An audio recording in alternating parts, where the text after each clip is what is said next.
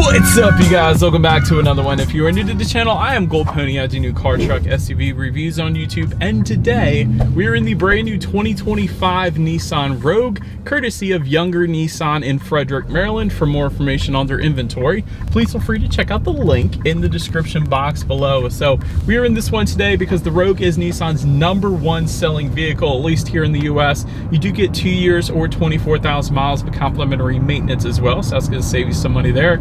And there is actually one big change for the 2025 model year. So ultimately in this video, we will be testing out and going over everything about this one, from acceleration to braking, steering feel, ride quality, sound system, exhaust clip, all that fun stuff. So having said all of that, what do you guys say? Let's just go ahead and jump right into it. And as always, let's start with pricing. And so as you can imagine, there are several different trim levels for the 2025 Nissan Rogue. You got the S starting at $29,230, which is approximately an $810 bump from the 2024 model year. Got the SV being the one we are in today, going for $30,970. Rock Creek all-wheel drive for $35,420, which is a new trim level for the 2025 Rogue. We'll be going over that a little bit later in the video, but SL for $36,090. and Platinum for $39,520. And so Rock Creek is the only trim level that comes standard with all-wheel drive. All the other trims come standard with front-wheel drive. However, you can add all-wheel drive to any of those other trims. If you wanted to do that, simply add $1,400 then to any of those prices. But regardless of the trim level that you go with, the power plant on the Rogue is going to be the same. Powering the beast is a 1.5-liter turbocharged 3-cylinder, putting out 201 horsepower at 5,600 RPM, 225 pound-feet of torque, coming in at 2,800 RPM. That power being sent to the front wheels or all wheels through a CVT with paddle shifters, which you guys know, of course, we will be testing out here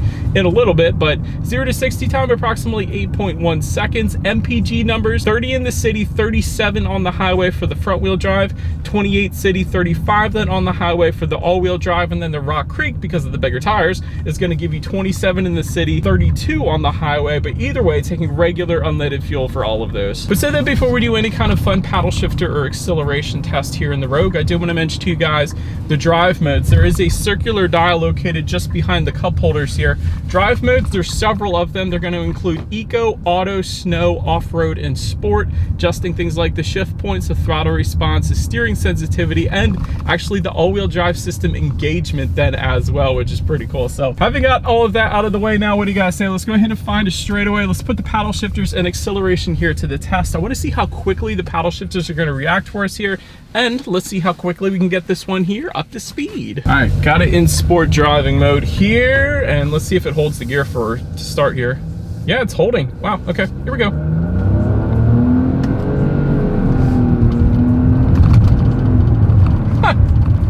All right, it still definitely feels like a CVT. Let me start by saying that. So it's not like I'm actually shifting through anything when I'm using the paddle shifters, but it is kind of cool that it tries to simulate an automatic transmission there, because it attempts to show you like you're holding the gear, because it kind of shows what simulated gear you are in on the digital gauge cluster here, which is kind of cool. So I kind of like that. But having said that, we weren't shifting through anything, so they're there for you if you want it though. But as far as acceleration goes, it was actually plenty fine. I have no issues whatsoever when it comes to the acceleration. There was a little bit of turbo lag at the very beginning there, but honestly, it's nothing that would bother me. But anyways, to go along with that acceleration, as always, braking is equally important. So up front, you will find 11.7-inch ventilated front discs. In the back, 11.5-inch ventilated rear discs. As far as that 60-0 stopping distance goes, that comes in at 114 feet, which is plenty respectable there. That's a heck of a number, quite honestly, for what this vehicle is. As far as braking feel goes, I love it. It's a brilliant braking feel in the Rogue, so that puts a smile on my face. I don't know, it's the little things for me. But 60, 0, and 114 feet, that's actually a sport sedan number, so it's a heck of a number right there.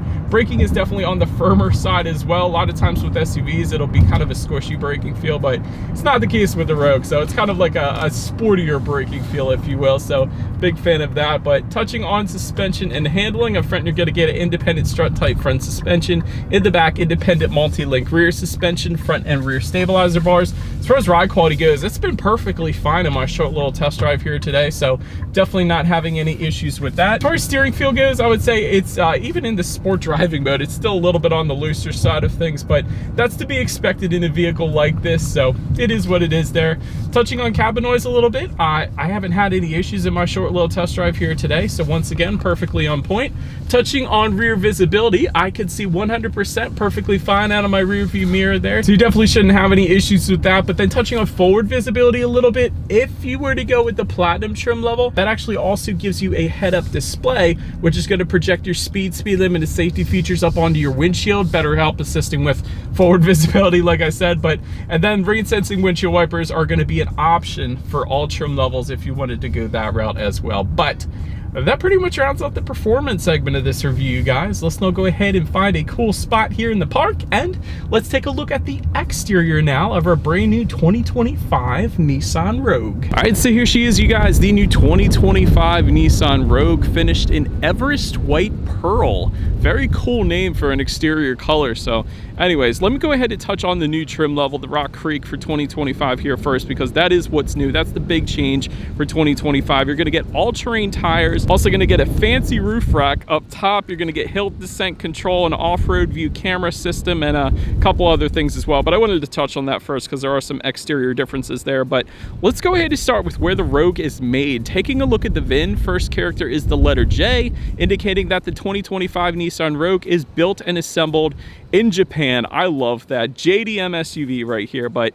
starting up front, LED headlights with LED daytime running lights do come standard. You get the automatic feature with those. You also get automatic high beams. I love that one, because if you have your high beams on at night and senses the vehicle coming in the opposite direction, it's going to automatically dim it back to low beams. Then when that vehicle is gone, it's going to automatically bounce it back up to high beams for you there. So super convenient feature there. Also, another thing I wanted to mention is you do get some front air curtains right below the headlights there. Hopefully you guys can see that. So that's going to give you a little better aerodynamics, helping direct air around the wheel and tire combination. So I like that little added touch as well. But overall, I think the front looks plenty fine in my personal opinion.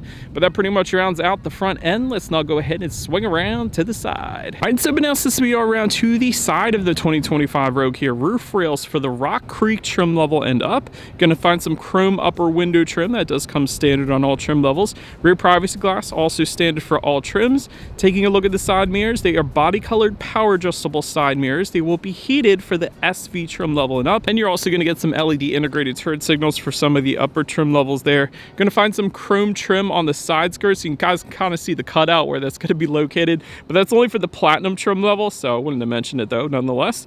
Taking a look down at the wheel setup, they of course are going to differ amongst the trim levels. 17-inch aluminum alloys for the S and the Rock Creek. Obviously the Rock Creek having smaller wheels because they got those massive off-road tires, or all-terrain tires I should say. 18-inch aluminum alloys for the SV, and then 19-inch aluminum alloys for the SL and platinum trim levels. But that pretty much rounds out the side profile. Let's now go ahead and swing around to the back. All right, and so now since we are around to the back of the Rogue here, all the way to the top, you will find a body-colored shark fin antenna. Just below that, rear spoiler with an integrated brake light. You got the rear window wiper affixed to the rear glass, of course, as well. LED tail lights do come standard for every single trim level across the board, so you gotta love that. And then just below it all, you will find a single exhaust outlet. It is tucked away underneath on the driver's side there. So having said that, I do believe you guys know what we have to do next. As always, here is that exhaust clip.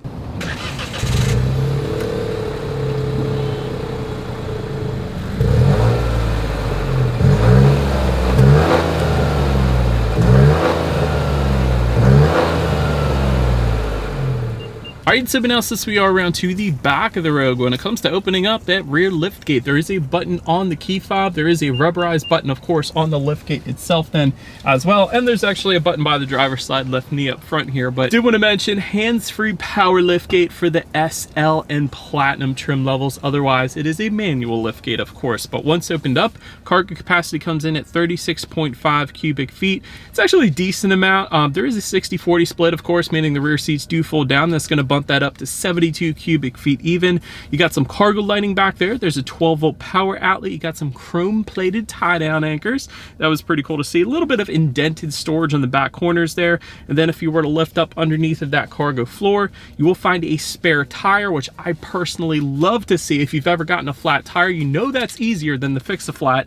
And then in-floor storage is going to be had with the SL and Platinum trim levels. But then making our way up to the rear legroom, that comes in at 38.5 inches. That's decent. For reference, I'm an even 6 feet tall. This is how much space I had in the back there. Rear ventilation does come standard. You got dual rear USB charging ports coming standard as well. Rear center armrest with cup holders coming back there. Rear window sunshades, that's going to be had with the SL and Platinum trim levels. It's going to be optional for the SV that we have today. So we have what's called a premium package. It goes for $2,000. Gives you things like the rear window sunshades, also this massive panoramic moonroof. We'll get more into that later, and a bunch of other stuff actually as well. But anyways, heated rear seats also going to be optional for rear passengers there. But then making our way up to the front seats, manually adjustable cloth seating for the S trim level, 8-way power driver seat with 2-way power lumbar for the SV trim level and up, 4-way power adjustable passenger seat for the SL and Platinum trims, leather seating for the SL and Platinum, memory settings for the SL and Platinum, heated front seats for the SL and Platinum. So if you wanted seat comfort, go with the SL or the Platinum. But honestly, in my short little test drive here today, I had absolutely no issues when it comes to seat comfort. So yeah, that's perfectly fine for me. We actually have a heated steering wheel. I got to turn that on. And so speaking of the steering wheel, let's go ahead and touch on that a little bit here. It is tilt and telescoping, and it's going to be leather wrapped for the SL and Platinum trim levels. Optional on the SV. We got a lot of these options because of that premium package, like I keep saying. Heated steering wheel, SL and Platinum, optional on the SV. Again, we got that option. I love it. Steering wheel was plenty fine. I kind of like the flat bottom a little bit to it there too. So now let's go ahead and make our way to the startup. And let me start by showing you guys the key. You got your Nissan logo all the way to the top. Lock, unlock, the button to pop the tailgate. That circular button, that's going to be remote start, which comes standard on the SV trim level and up. So you can warm this thing up on super cold days in Maryland, exactly like today. It is cold today, but anyways, it is all keyless entry with a push button start. So all I'm going to do here, simply put my foot on the brake and press that black engine start button located kind of just in front of the shifter there. And so once started up, there are two different gauge clusters. Once again, dependent upon the trim level that you go with, you're going to find a 12.3 inch digital gauge cluster for the Platinum trim level only.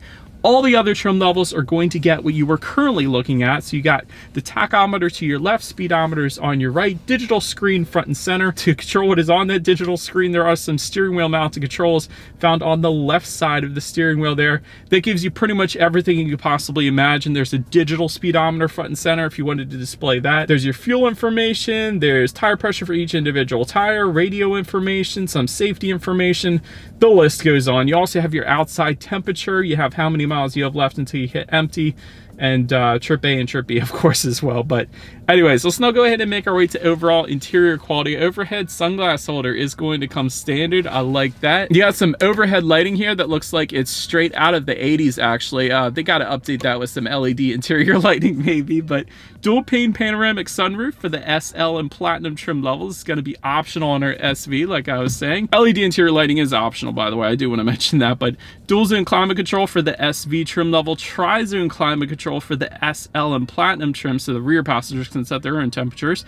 Wireless phone charger for the Platinum trim level only. And you have a good amount of storage found underneath of the shifter as well, which most SUVs actually don't do. So I'm a huge fan of that.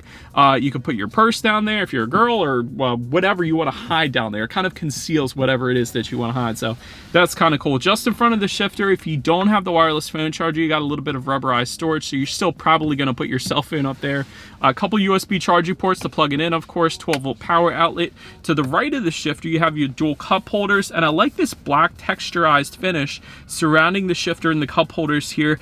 They didn't put a gloss black. They didn't put a matte gray or a matte black. It's kind of just a texturized kind of vertical line finish, which I kind of like. It's different. But then within the center armrest, there's actually a decent amount of storage in there, and a couple of different compartments. But I also like the two-tone theme that we have going on in our particular Rogue that we have with us here today, the light and the dark leather. You got a little bit of a silver finish just above the passenger side glove box, although it is a plastic finish, I will say that, but I don't mind it. Some silver door handles as well, as opposed to matte black. I'm a fan of that little attention to detail there, and that texturized finish is continued on to the doors around the power window buttons as well. So overall, I think they did a plenty fine good job with the overall interior quality, so I don't have a problem with that. But now let's go ahead and make our way to the infotainment screen. There's two different sizes for the infotainment screen. 8-inch color touchscreen display for the S, SV, and Rock Creek. That, of course, is what you guys are looking at. But then there's a larger 12.3-inch color touchscreen display for the SL and Platinum trim level. So if you wanted a bigger screen, go with the top two trims there. But Bluetooth and audio streaming coming standard either way. You still get wireless Android Auto, Apple CarPlay either way, so you can hook up your phone and have navigation up there. So that's pretty cool. You can check out your weather and stock information if you wanted to, along with your radio information, of course. So when it comes to the sound systems, there are 3 of them. 4 speakers is going to come with the S. You got 6 speakers with the SV, Rock Creek, and SL trims, and then a Bose sound system with dual subwoofers for the Platinum trim level. So having said all that, I do believe you guys know what we have to do next here. Let's go ahead and turn on the radio. Let's see what we got playing this morning, and let's test out our 6-speaker sound system that we have with us here today. Okay, really darn good clarity there, honestly, for just being 6 speakers, so I don't have any issues with that. I mean, it was an okay amount of bass, but the clarity is what really surprised me. It's a pretty darn good 6-speaker sound system for what it is, I'll put it that way. The other thing I like is there's actually knobs to adjust the station and the volume. It seems like these days everyone's going with everything just being adjusted through the actual infotainment screen. It makes things a lot easier having the knobs. That's just my personal opinion, but anyways, last thing I wanted to mention to you guys on the infotainment screen is when you do put the Rogue in reverse, you will find a rear view camera coming standard across the board. It's not the highest quality rear view camera, but it does take up the entire screen, which I am a fan of. And by the way, if you wanted a surround view monitor, go with the Rock Creek SL or Platinum. But now let's go ahead and make our way to the safety here. And let me start with the best part. The Rogue is an IIHS Top Safety Pick Plus, which is the very highest designation given by IIHS. So that pretty much says it all right there. Front side curtain airbags do come standard. You get driver and passenger knee airbags up front as well. In the back, you're going to have latch, aka lower anchors and tethers for children for the rear car seats, rear child door locks, tire pressure monitoring system, but also coming standard. Forward collision warning, autonomous emergency braking with pedestrian detection, lane departure warning, a blind spot monitoring system with rear cross traffic alert. I love that one. Rear parking sensors actually come standard. Reverse automatic braking, driver attention monitoring system then as well. Then if you were to go with the SL or Platinum trim levels, you're also going to get an adaptive cruise control system and front, rear, and side sonar. So sensors all around the vehicle so you don't hit anything. So that's kind of cool too. But overall, when it comes to my final thoughts here of the 2025 Rogue, excellent safety. Let me start with that because that should be the most important thing to you, especially if you have kids in the back. This thing is an IIHS Top Safety Pick Plus. You can't get better than that. That's what Volvos get. So yeah, that's a heck of a start right there. Also great MPGs, probably because it is a turbocharged 3-cylinder. That would explain the excellent MPGs in this thing. Having said that, there are 2 constructive criticisms that I have for the Rogue as well, of course. How reliable is the turbocharged 3-cylinder? So we all know that typically turbocharged engines are not quite as reliable as naturally aspirated engines, or even the hybrid configurations. They're not as reliable as that either, so that would be in the back of my mind. And then the other thing is, since I just mentioned it, where's the hybrid configuration? I think having a Rogue hybrid would look pretty darn good on this car because the CR-V has a hybrid, the RAV4 has a hybrid, and that's the direction that manufacturers are heading right now because that seems to be what's most popular right now because hybrid reliability is excellent and you typically get better MPGs as well. Anyways, having said that, I still like the Rogue. Let me know what you guys think of this thing in the comments section below. That's about it for this one, you guys. Thank you so much for watching. Feel free to follow me on social media somewhere on the screen if you wanted to see what's coming next on the channel. Before it gets to YouTube, be sure to hit the subscribe and the bell notification button if you're into new car reviews. That is what we do here on this channel after all. Do appreciate you guys watching more than you know, and I will see you guys all in the next video. Stay gold.